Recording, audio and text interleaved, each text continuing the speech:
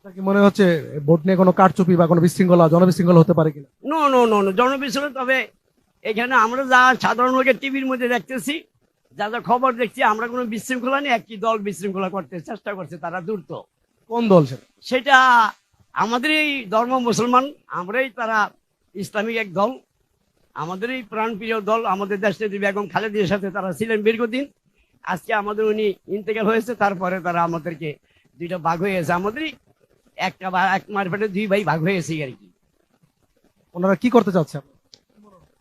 না ভালো, এরাও মাঠে আছে, আমরাও মাঠে আছি। ইনশাল্লাহ জনগণ যাকে পছন্দ করে, ভালো লাগে তাকেই দিবে ইনশাল্লাহ।